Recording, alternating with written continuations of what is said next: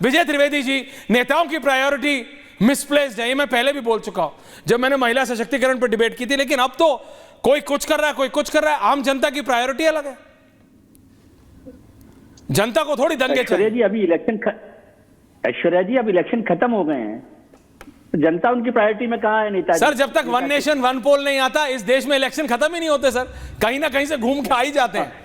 तो वो इलेक्शन चलता रहता है तो वो वहां की प्रायोरिटी में जनता रहती है। बाकी आपने अभी इतनी देर से देख रहे हैं बहस, उसमें जनता के इशू पे कहां बात हो रही, जनता को लेकर कोई बात ही नहीं हो रही।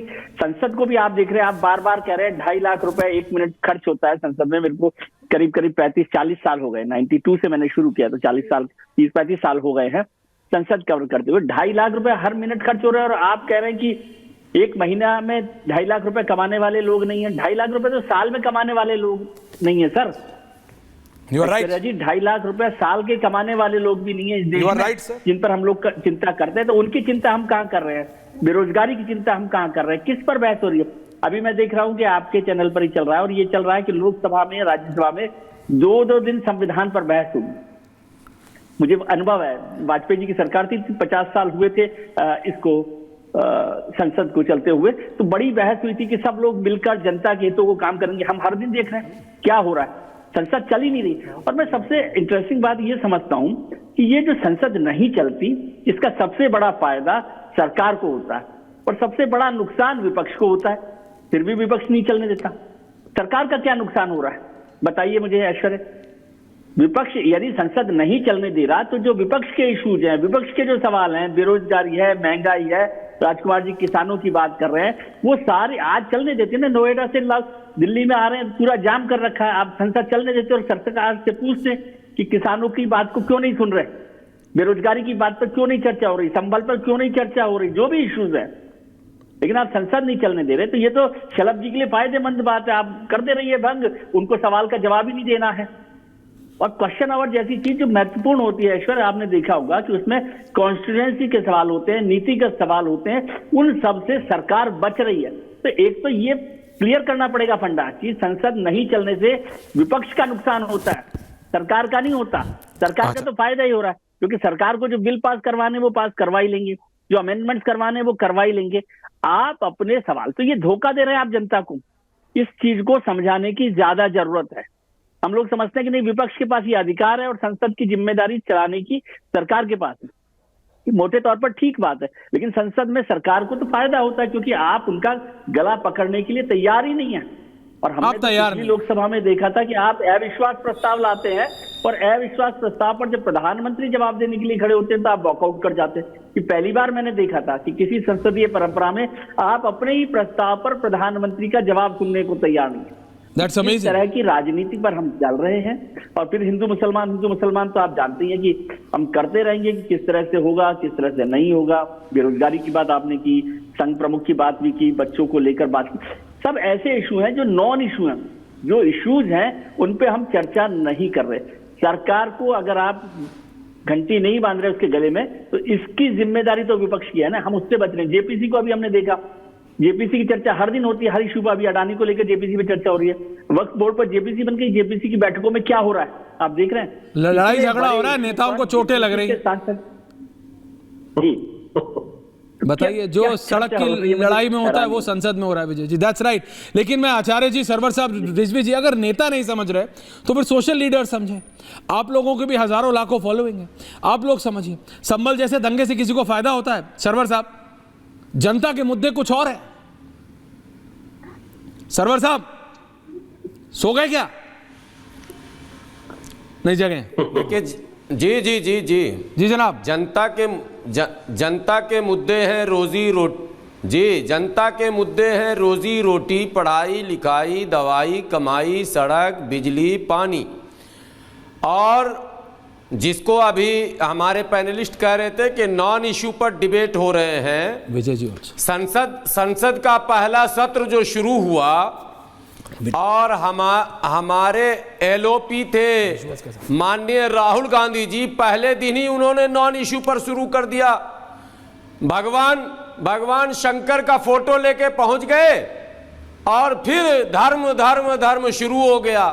हम कर्म कर्म कर्म की बात करते हैं, आप धर्म धर्म धर्म की बात करते हैं।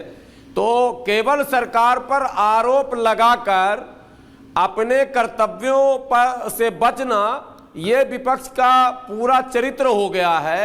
इसलिए विपक्ष को भी संसद का सत्र कैसे चले और जो इश्यूज हैं वो सेंटर पर कैसे आ जाए, जिससे आम जनों का हित जुड़ा हुआ है, आम गरीबों का, मजदूरों का, किसानों का, अल्पसंख्यकों का हित जिससे जुड़ा हुआ है, उस मुद्दे पर कैसे बड़ी चर्चा हो और सरकार का पक्ष कैसे सामने आए, देश भी सुने विपक्ष भी सुने।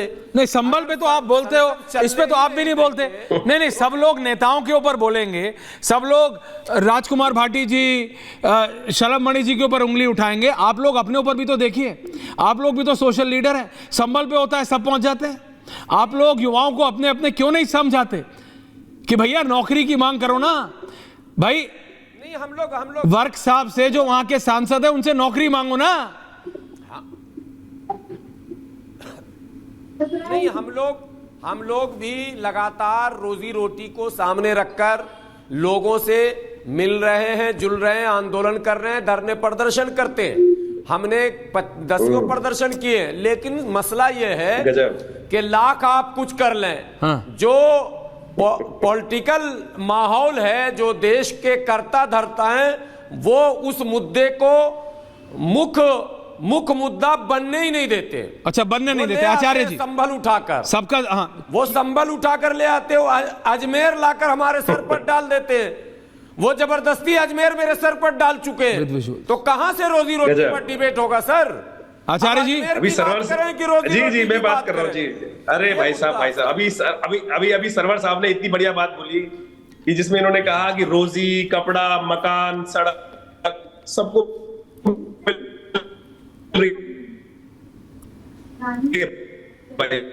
आचार्य जी, आपका ऑडियो खराब है, मैं आऊंगा अपना, पहले एक और फोन दीजिए, उस पर ऑडियो कनेक्ट हो जाए। ऑडियो ऐसे डायरेक्ट चलता नहीं है। रिजवी साहब, शलभ मणि जी आ रहा हूं, आप समझ रहे हैं?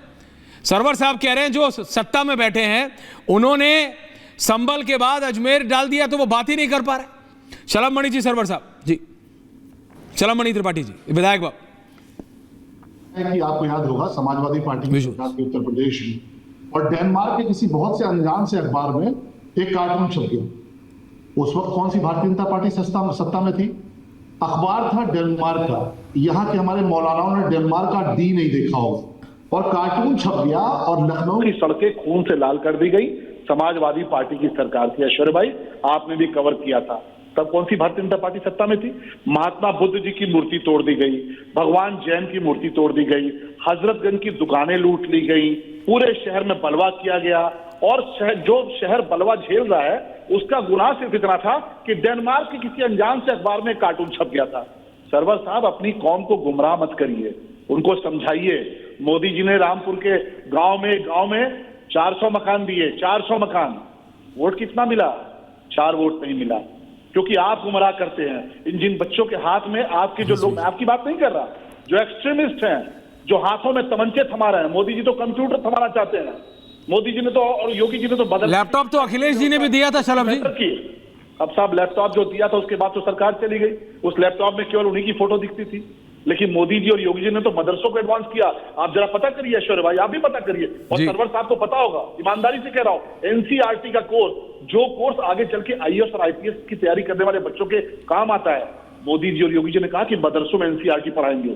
ये सब फालतू की चीजें ठीक है, पढ़ाना पढ़ाओ, पर उनको साइंस भी पढ़ाएंगे। एनसीईआरटी का कोर्स लागू किया, आपको मुख्य धारा से जोड़ने की कोशिश की। और मुझे ईमानदारी से बताइए, अनाज की योजना, शौचालय की योजना, आवास की योजना। मैं विधायक हूं, देवरिया की महान जनता ने आशीर्वाद देकर विधायक बनाया है। हम लोग चिट्ठी लिखते हैं सरवर साहब, चुनौतीपूर्ण कहता हूं राजकुमार जी, ये आपको डिटेल भेज दूंगा। 25 से 30% मुस्लिम भाइयों बहनों के इलाज में हम लोग पैसा देते हैं, 10 से 15 लाख रुपए। कभी नहीं देखा कि दरवाजे पर कौन आया। जो जरूरतमंद है वो हमारे लिए जरूरतमंद है। और यही बात कुंदरकी के मुस्लिम भाइयों को समझ में आई। कुंदरकी के मुस्लिम भाइयों ने इसीलिए भाजपा पार्टी जी वोट भी तो दे रहे हैं जी। कुंदरकी में दे तो दिया 1 लाख से अधिक वोट। हाँ तो दिया, मैं तो कह रहा हूं, किसी ने तो विपक्ष घबराया हुआ है। कम से कम मंदिर मस्जिद से तो हमको मुक्त कीजिए। विपक्ष को घबराहट इसी बात की है। हम तो आ रहे हैं, मुख्यधारा में विपक्ष जुड़ इसी रहे हैं, बात से मगर घबराया हुआ है। आप आपकी इनके भूमिका चक्कर में मत पड़िए, सकारात्मक नहीं हो रही है। आप इनके चक्कर में मत पड़िए। इन्होंने आपको मुजफ्फरनगर दंगा दिया, इन्होंने भागलपुर का आपको दंगा दिया, इन्होंने हमेशा दंगे ही दिए। लेकिन अगर आपको किसी ने मकान दिया तो मोदी जी और योगी जी ने दिया। आपको तो किसी ने आप अगर चंगा ताकत दी तो कीजिए ना मोदी जी भाई। और योगी जी ने दी। हम तो दंगाइयों से पार्टी निपट जी, रहे आप हैं। चंगा कीजिए ना, हम लोग कुंदरकी का चुनाव हारते ही विपक्ष बौखला गया, क्योंकि उसको लगा ये हमारी सीट थी, ये तो हमारी ताकत वाली सीट थी, ये मुस्लिम बहुल सीट थी, हम कैसे हार गए। और इसलिए विपक्ष ने पूरी साजिश रची। ये तमंचे किसने उपलब्ध कराए, ये एसिड की बोतलें किसने उपलब्ध कराई? भाटी जी, संभल शांत है। भाटी